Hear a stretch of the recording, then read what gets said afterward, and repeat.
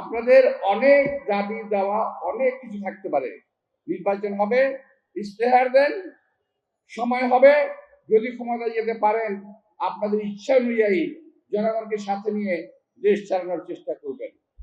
আর BNP যদি ক্ষমতায় যায়, যদি আল্লাহ রহম করে, তাহলে আমরাও জনগণকে সঙ্গে নিয়েই এই দেশ চালানোর চেষ্টা করব। বিএনপি কখনো দেশ শাসন করবে না, কখনো করে নাই। বিএনপি দেশ পরিচালনা করার চেষ্টা করেছে এবং করবে যদি ক্ষমতায় আসে। একটি জিনিস চলছে সারা বাংলাদেশে এখন,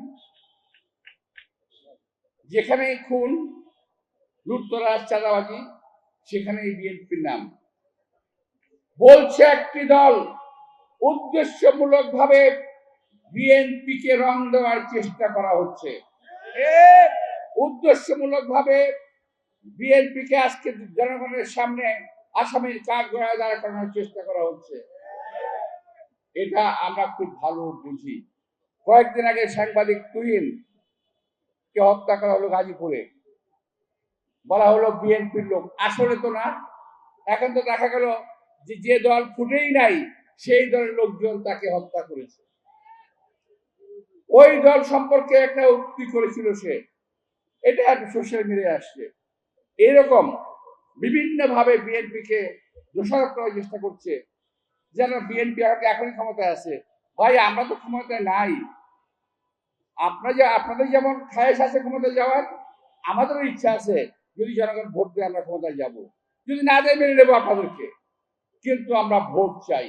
এই ভোটের জন্য, এই গণতন্ত্রের জন্য গত 17 বছর বিএনপি আন্দোলন করেছে। অনেকে বলে 36 দিনের আন্দোলনে দ্বিতীয়বার স্বাধীন হয়েছে। বাংলাদেশ স্বাধীন হয়েছে একবার 1971 সালে।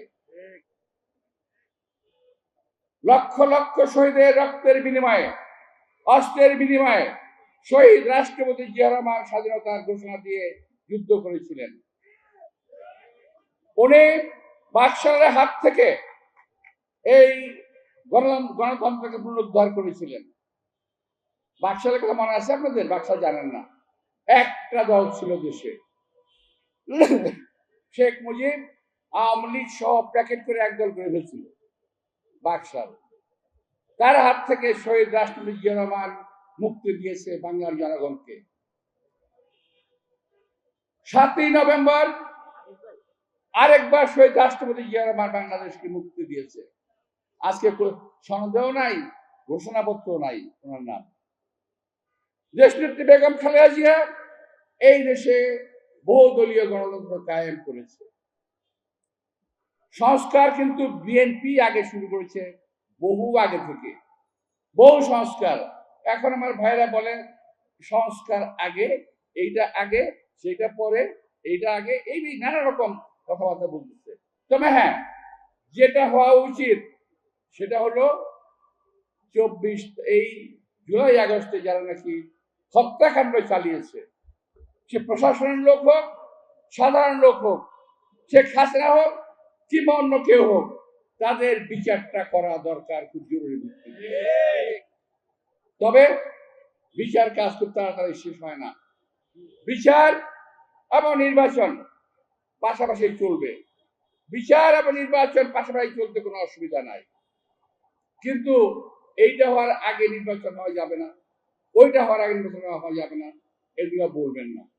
দেশের অবস্থা কিন্তু এই সরকারের সময় 12টা বেজে গেছে। হাসিনা 12টা বাজাইছিল, এই সরকার 24টা বাজায় দিয়েছে। এই সরকার আরো খারাপ অবস্থা করে ফেলেছে। অনেক কিছু আছে বলার মতো, আমি এই মঞ্চে দাঁড়িয়ে আমার এই অবস্থান থেকে কথাগুলো বলতে পারছি না। আরো অনেক কিছু আছে, দেশের কোন দিক দিয়ে ক্ষতি হয়েছে, কারা কিভাবে কত আত্মসাৎ করেছে, কত টাকা লুট করেছে, কত টাকা খেয়েছে, এই কথাগুলো কিন্তু বলতে পারি, প্রমাণ সহ সবকিছু আছে, কিন্তু আমি এখন বলতে চাই না আমার অবস্থান থেকে। প্রিয় ভাইয়েরা, যেহেতু জাসাসের অনুষ্ঠান, কথাটি বলে আমি শেষ করব। বাংলাদেশের যে আকাশ সংস্কৃতি, এটা কিন্তু এখনো ভারতীয়দের দখলে, এটা এখনো বাংলাদেশের দখলে আসে নাই।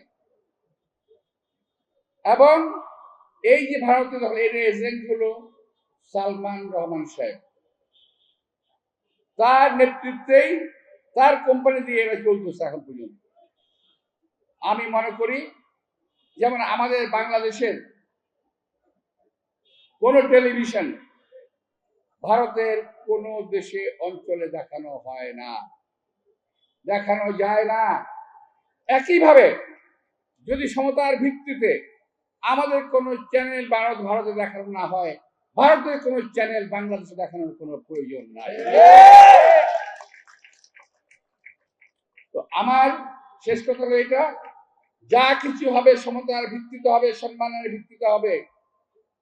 প্রতিবেশী দেশ হন আর অনেক দূরের দেশ হন, বন্ধুত্বে আমার শহীদ রাষ্ট্রপতি জিয়া রহমান বলেছিলেন, বিদেশে আমাদের বন্ধু আছে, আমাদের প্রভু নাই। আমরা সেটাই বিশ্বাস করি, বিদেশে আমাদের বন্ধু থাকবে কিন্তু আমাদের কোনো প্রভু থাকতে পারবে না।